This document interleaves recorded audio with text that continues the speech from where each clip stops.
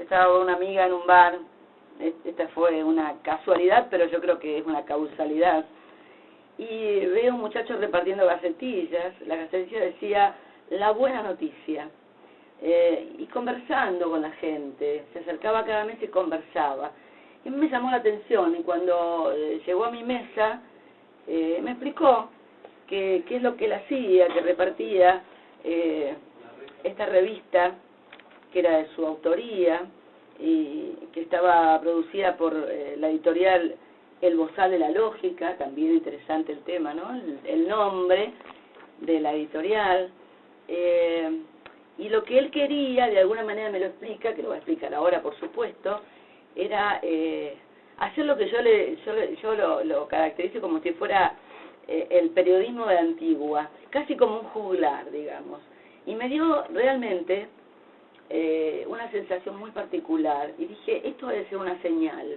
Me estoy llevando últimamente por mucho la intuición, y eso me pasa con gente que se acerca porque la energía es similar y porque hay una intencionalidad similar, porque es un tiempo que estamos atravesando muy particular del universo, donde la gente que tiene la misma intención, la misma energía se acerca, se reúne. Así que les voy a presentar a alguien, te vuelvo a repetir, muy particular, que seguro tiene mucho para decir. No sé si nos va a alcanzar el espacio que tenemos para él, pero les presento a René Mostrenko. ¿Cómo está, René? Bienvenido. ¿Qué tal? ¿Cómo anda, Graciela? Muy buenas tardes. Bueno, un placer que esté en el programa. Igualmente, qué lindo. Mirá, vamos para que la gente conozca un poco de vos, porque la verdad es que para mí también sos un desconocido, o fuiste un desconocido, porque de alguna manera tengo toda la impresión de que tenemos pensamientos similares. René es investigador y revisionista del derecho pedagógico, editor de discursos críticos de la educación, marginados de los planes oficiales de estudios, y cantautor, me llamó la atención, de música testimonial. Y ahí dije, bueno, es un juglar, es como yo pensaba. Bueno, no sé. Qué lindo encontrarse con desconocidos, estar abierto a los desconocidos, estar curioso, no tenerles miedo, tenerles ganas de conocerlos. Qué lindo prejuicio, creo yo, ¿no?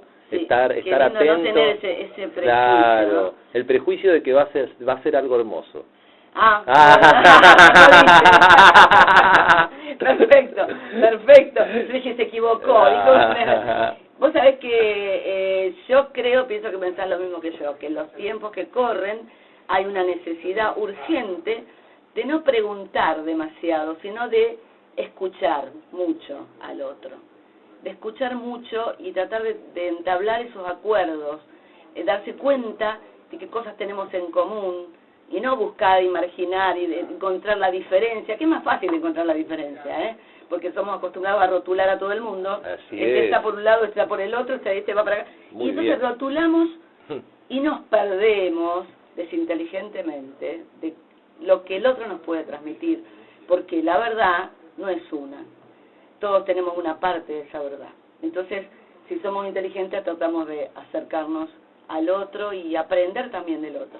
Qué bueno lo que decís. Desde el punto de vista filosófico, creo que es no quedar atrapado por las categorías, ¿no? Que Aristóteles ha establecido aparentemente de una vez y para siempre, ¿no? Ese mundo de las ideas socrático, que pesa tanto, que nos hace saber que eso es un hombre, eso es una mujer, eso es un indígena, eso es un blanco, eso es un nativo, eso es un extranjero, eso es un rico, eso es un pobre, etcétera, etcétera. Y a partir de ahí activamos inmediatamente y no prestamos la más mínima atención. Me gusta mucho lo que decís de escuchar, ¿no? Creo que está faltando, y sería maravilloso que abunde la escucha, que las personas se encuentren y se presten mucha atención, que sean diálogos extensos. Yo no sé si has tenido la posibilidad de prestarle atención a los diálogos de Sócrates, de Platón. Algo conozco, sí. Bueno, es muy interesante, más allá de las divergencias que podamos tener, si le prestamos atención a la filosofía propia de Sócrates, hay algo que me parece maravilloso, que es que dialogan abundantemente muchas personas que están muy en desacuerdo unas con otras, y sin embargo... ¿Cuánto para aprender? Y sin embargo siguen hablando, y la hacen larga, Y el mismo protagonista de los diálogos, que es Sócrates, pide que lo refuten, pide que objeten su punto de vista, y cuando lo hacen se pone a pensar cómo refutar la refutación. No, eso es maravilloso. Eso es maravilloso. A mí yo me reía la otra vez, me parecía literatura fantástica.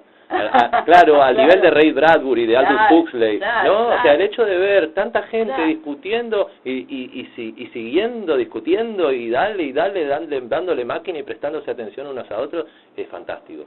Bueno, contanos qué hace, primero cómo surge esta idea de recorrer el país. Supongo estás en Rosario hoy, sí, y podés estar en La Pampa mañana, o sea, sí, recorriendo el país de esta manera, haciendo que la comunicación sea persona a persona. ¿Cómo surge esto?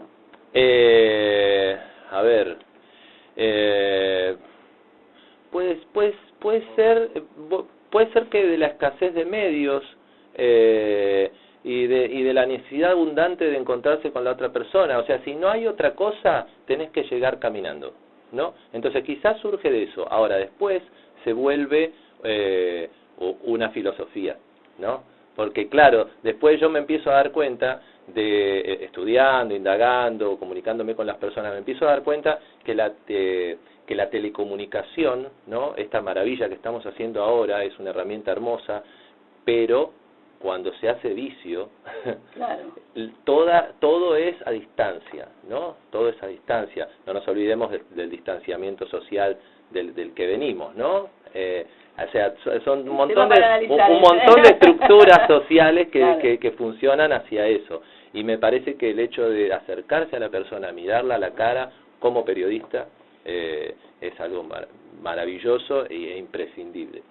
Y además vos hablabas un poco de un discurso único, que por ahí rompemos con ese discurso único cuando hablamos persona a persona, sí, y la persona recibe otra información de una persona que está pensando y repensando las cosas, y por ahí puede coincidir, y por ahí se le puede abrir la cabeza con respecto a un tema que, a ver, nos llega la información y a veces la recibimos y no analizamos, porque ya está como digerida la información. Claro. Ya llega procesada. Entonces uno lo toma porque lo dijo tal canal como cierto, porque lo dijo el otro como mentira, y entonces se toma una idea, a lo mejor de uno o de otro, irreal, totalmente irreal, totalmente fabricada por alguna intencionalidad. Entonces no sabemos la verdad. Claro.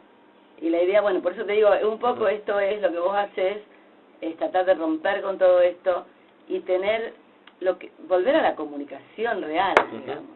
Esto es comunicación. Y los medios el periodista, tiene una responsabilidad en este momento increíble. Yo creo que esto tiene, el micrófono, la radio, sí, tiene una misión en este momento, y hablo de misión porque yo creo mucho en la etapa planetaria que estamos viviendo, de trascendencia, de trascendencia. ¿Cuál es el tema más grave que hay? La falta de comunicación. Así es. El individualismo, la falta de comunicación, el discurso único, la gente que está, agobiada por la situación que está pasando y no tiene tiempo a lo mejor. Entonces los que tenemos tiempo de pensar un poco más y sentarnos, tenemos responsabilidades que llevar adelante. Creo que es así. Es así. Y yo hago la salvedad de que además de esta metodología de acercarse, también hay que ponerle un poquito de estudio, porque es difícil salirse del discurso único.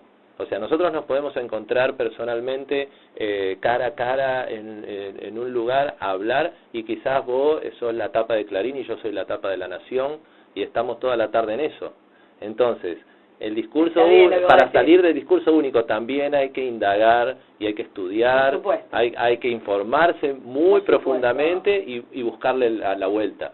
Buscarle la vuelta. A conversar, como vos decís, con gente que piensa distinto. Eso, así es, esa es la mejor fuente de información posible. El desconocido, y si es posible, que piense otra cosa. Mejor, porque uno se enriquece. Si piensa como uno, lo único que estás haciendo es, digamos, apoyar tu idea y se terminó, agrandar un poco, digamos, los fundamentos, pero nada más. Claro. Bueno, ahora contanos un poco de todo, porque hiciste un trabajo sobre educación, eso me importó mucho. En este momento la educación es básico. Ese es el trabajo con el que empecé. Ese es el trabajo con el que empecé. Bueno, lo que hice fue, primero, jugar con niños. Yo hacía música con niños.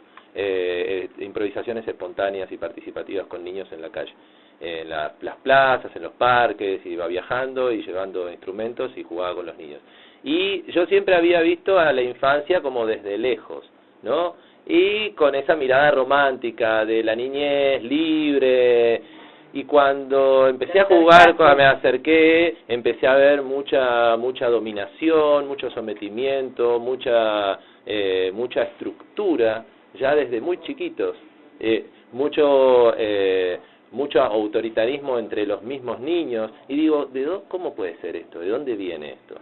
Entonces empecé a estudiar varias cosas, llegué a Michel Foucault, que me lo habían señalado hacía tiempo, y llegué ahí, empecé a ver las estructuras, bueno, a partir de Vigilar y Castigar sobre todo, las estructuras de opresión más sutiles de la sociedad, y lo que entendí de su trabajo es que hacía referencia, una de las cosas más importantes que me interesaron, que no era que la ley emanaba de la cultura, sino precisamente a la inversa, que la cultura emanaba de la ley. O sea, que había una imposición planificada a partir de las estructuras jurídicas que luego, a partir de esa imposición de lo jurídico, se convertía en cultura, ¿no? O sea, que entonces lo que hacía Foucault era ir a revisar los edictos policiales del siglo XVI en Inglaterra para saber por qué el siglo XVII en Inglaterra fue como fue. Entonces dije, bueno, voy a estudiar la ley. Yo siempre me interesaba la literatura, la filosofía, la poesía, pero yo a una constitución no le prestaba atención. Entonces me puse a estudiar los textos jurídicos, estudié y bueno, hice este trabajo que se llama Los niños y la autogestión de su entendimiento político, que es un análisis de la primera ley que hubo, la 1420 de educación común acá en la Argentina, en tiempos del general Roca, 1886, y también la primera declaración sobre los derechos del niño de las Naciones Unidas, de 1956. Bien. Y también hice un análisis filológico, cuando todavía ni sabía lo que era esa palabra, claro, hice un estudio del significado de las palabras que utilizaban esas dos leyes para ver por qué cuando hablaban de que el niño tenía que tener una educación adecuada, ¿qué es lo adecuado? Claro. Entonces empecé a hacer una red. ¿Adecuado a qué? Claro, empecé a hacer una red porque te tiran las palabras así y después decías, sí, está muy bien, claro, pero ¿qué es adecuado? Bueno, que es los análisis filológicos que se encuentran en la filosofía, ¿no? Cuando vos decías ahora recién de la verdad. Bueno, ¿qué es la verdad? Pregunta Sócrates. ¿Qué es la justicia? Y empiezan a indagar sobre el significado de las palabras, como para ver qué es lo que estamos diciendo, pues si no son carteles memes. Claro. Te tiran un memes y bueno, y vos tragás meme como tragás bizcocho, pero claro, ¿pero qué es? Bueno, entonces tomando esos tres textos jurídicos, incluyo el diccionario también como un texto jurídico, ¿no? Sí. Lo que hice fue un análisis de cómo, a mi entender, la niñez es colocada como recurso humano para el desarrollo, sistemáticamente, sin analizar absolutamente nada, dando todo como una lógica, ¿no? Bueno, es un análisis muy profundo. Sí. Y ¿eso se llevó a hacer una miniserie? Bueno, lo que hice fue, yo me acerco a los espacios educativos, a las instituciones, a proponer charlas libres, cátedras libres, abiertas. Es complicado sobre todo porque soy un ninguno, un nadie, como decía Galeano, ¿viste? Nadie. Claro, los nadies. Claro, yo no tengo título de nada. O sea, he estudiado muchísimo, pero nunca en una institución. Entonces no es que soy licenciado en filosofía. Soy filósofo, que no es lo mismo. No, claro, investigador. Para charlar sí es lo mismo. Por lo menos para mí, yo puedo charlar con un filósofo o con un licenciado de filosofía y la charla va a ser igual desde mi punto de vista. Pero a la hora de presentarse a una institución no es lo mismo. Sin embargo, cuando llegué a la Universidad Mayor de San Andrés, en Bolivia, en La Paz, me acerqué a la Cátedra de Ciencias de la Educación, presenté este trabajo, les gustó, y lo que hice fue dar una charla, se invitó al alumnado libre, una cátedra libre, hice una charla, o sea, presenté mi tesis y la grabé. Buenísimo. Y con ese audio lo que hice fue luego audiovisual, presentando las imágenes de los textos jurídicos, de las palabras del diccionario. ¿Y acá qué pasó? Acá no hubo...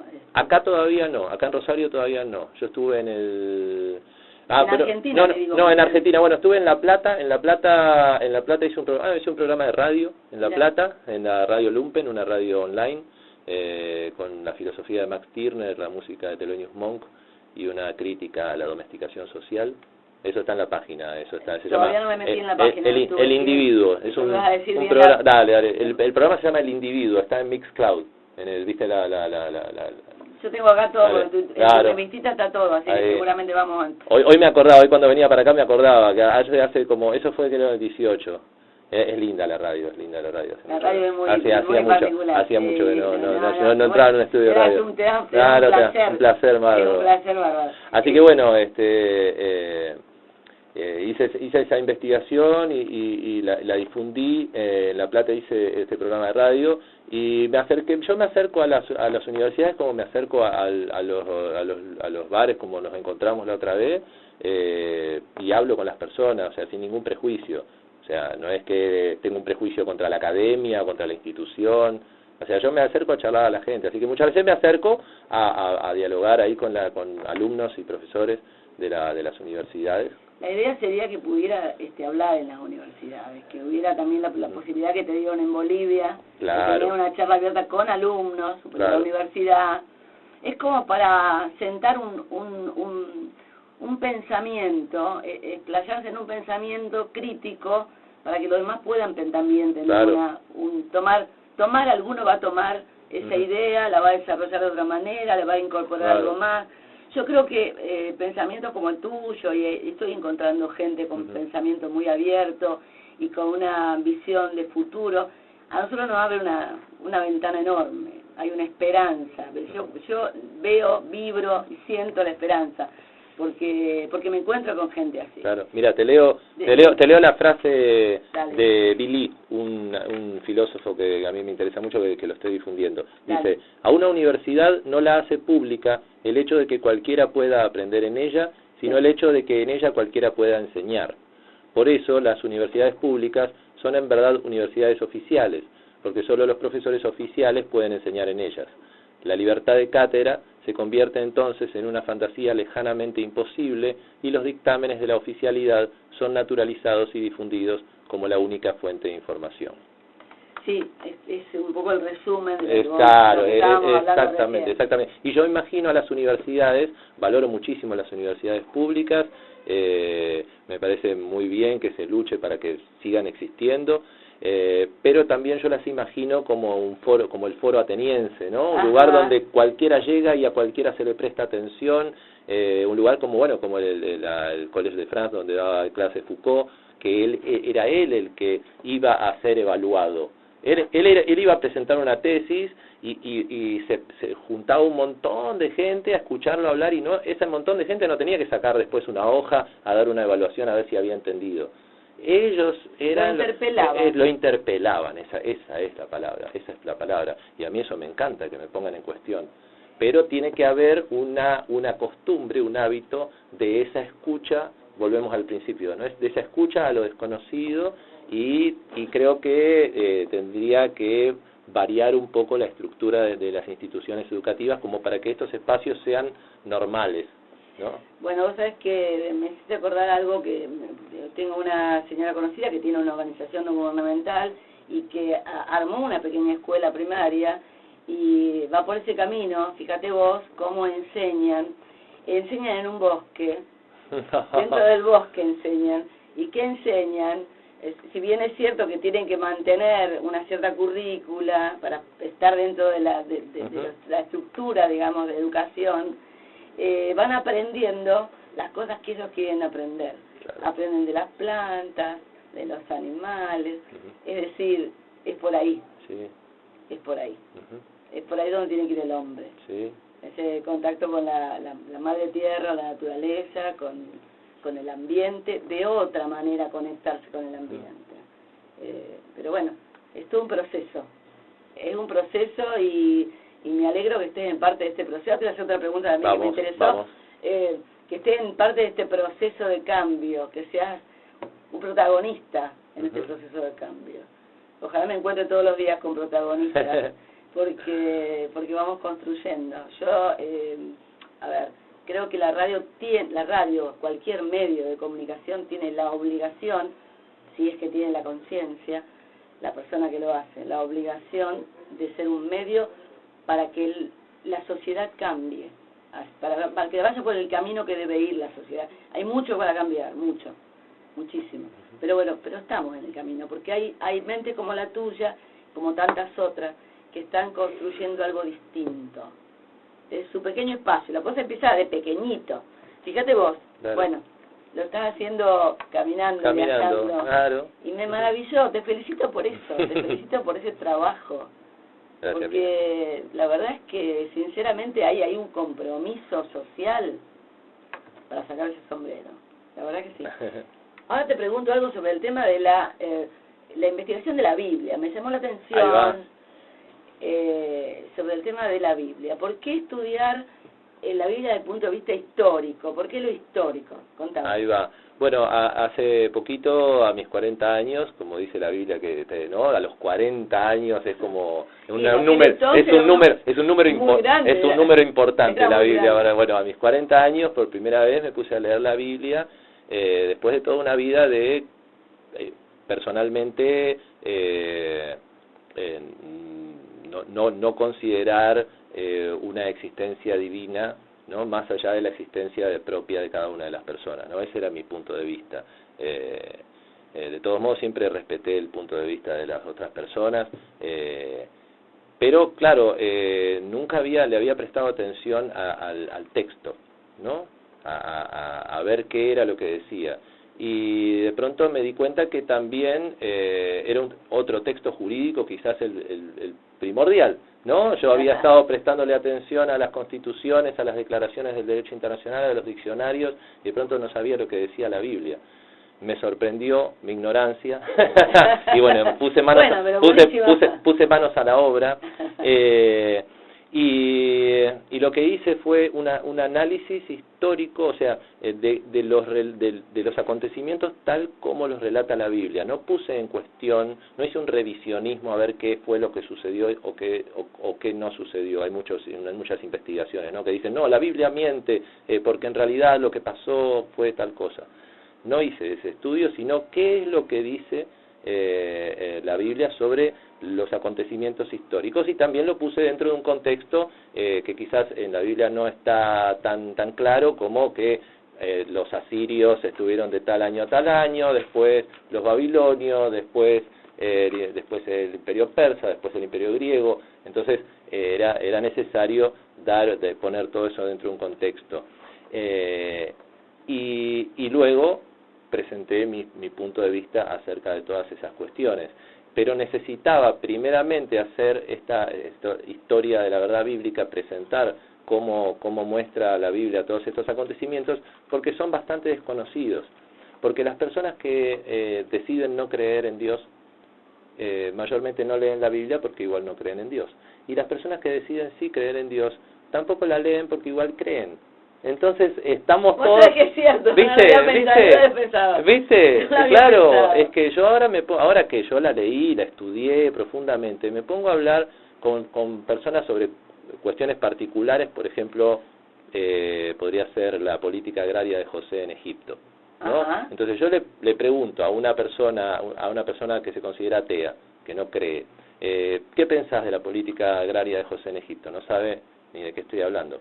Le pregunto a una persona que va todos los domingos a misa, tampoco sabe qué decirme.